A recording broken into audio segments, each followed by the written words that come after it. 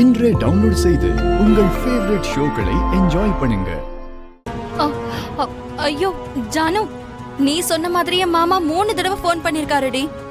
நான் தான் கவனிக்கல. ஐயோ அக்கா, அங்க கோல்ட் ஷாப் ஓபனிங் நடந்துட்டு இருக்கு. அது போஸ்ட்போன்லாம் ஆகல.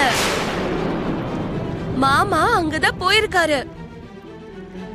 உன்னையும் அங்க வர சொல்றதுக்காக தான் போன் பண்ணிருப்பாருன்னு நினைக்கிறேன். ஆனா நீ தான் போன் எடுக்கவே இல்ல. என்னது, கோல்ட் ஷாப் ஓபனிங் நடந்துட்டு இருக்கா? ஆமாக்கா, நான் அத ஆன்லைன்ல பார்த்தேன்க்கா.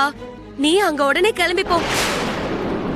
பாவம், நீயும் மாமா பக்கத்துல இருந்தா நல்லா இருக்கும்னு அவர் நினைச்சாரோ என்னவோ, அதுக்காக தான் உனக்கு போன் பண்ணிருப்பாரு.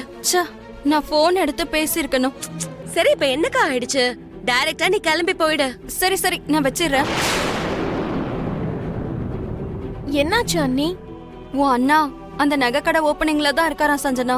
என்னையும் அங்க வர சொல்லி போன் பண்ணிருக்காரு போல. அப்படியா? நீங்க எப்படியோ ரெடியா தானே இருக்கீங்க அண்ணி. அப்ப கிளம்புங்க. ஜானுவும் அதை தான் சொல்ற சஞ்சனா. அப்படின்னா சரி, நீங்க உடனே கிளம்புங்க. டைம் வேஸ்ட் பண்ண வேண்டாம். இப்பவே ரொம்ப லேட் ஆயிடுச்சு. சரி சஞ்சனா, நான் கிளம்புறேன். பாய்.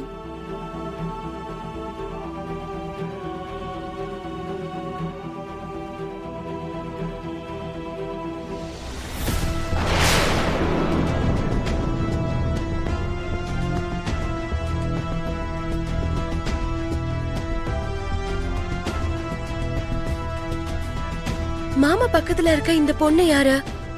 பாக்குறதுக்கு ரொம்ப நெருக்கமா இருக்க மாதிரி இருக்க. மாமாவை தனியாவே விட மாட்டேங்கிறா. இவ யாருன்னே தெரியலையே. எப்படியாவது இந்த பொண்ணு யாருன்றத கண்டுபிடிக்கணும். அக்கா கிட்ட ஷாப் ஓபனிங் போஸ்ட்போன் ஆயிடுச்சுன்னு சொன்னாரு. இப்ப என்னடானா இன்னொரு பொண்ணோட அங்க போயிருக்காரு. அப்ப என்னவா இருக்கும்?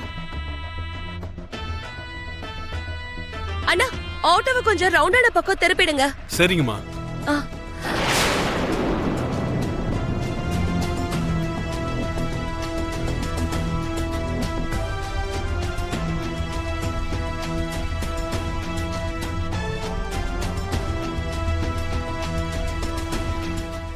கொஞ்சம் பள்ளி விடுறீங்களா? ப்ளீஸ். கொஞ்சம் மித்ரா, ப்ளீஸ். இந்தாங்க சார். எனக்கு கொஞ்சம் பள்ளி விடுங்க. என்ன அவசரம்? கொஞ்சம் பள்ளி விடுங்களேன்.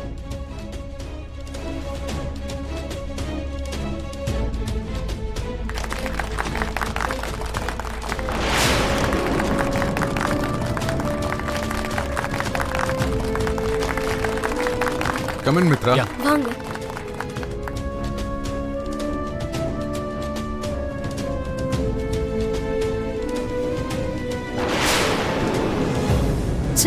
இது இப்பதான் பிஞ்சு போணுமா?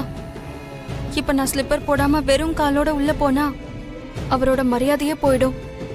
அவ்வளவு தூரத்துல இருந்து வந்து எல்லார் முன்னாடியும் அவரை கேவலப்படுத்தின மாதிரி ஆயிடும்.